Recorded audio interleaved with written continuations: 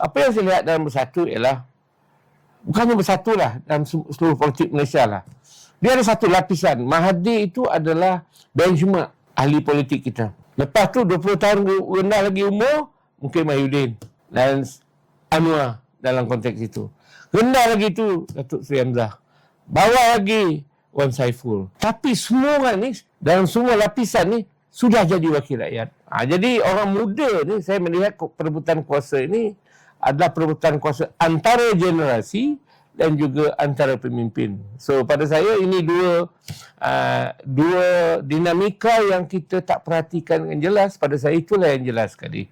Kerana kalau tidak, di mana letaknya Wan Faizal? Muhammad Faizal. Mana letaknya Wan Saiful? Ini adalah satu generasi baru dalam politik kita. Dan generasi baru ini dah bertanding.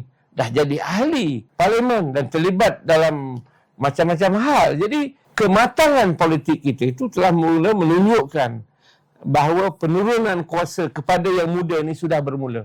Di sinilah Datuk Hamzah saya kira sangat prihatin akan perkembangan generasi ini, ya, masuk YB Saifuddin. Jadi pada saya ini kita menuju kepada politik orang pandai. Orang pandai dalam arti kata mereka ini semua berkelulusan baik, berpengalaman baik, bercakap bagus dan menyampaikan idea jelas, sama ada menggunakan media lama tradisional, media baru, mereka mampu. Jadi kalau saya kelompokkan mereka ini, termasuklah KJ ke ataupun Amiruddin ke, ini adalah satu kumpulan baru yang kita tak pernah tengok sebelum 2018.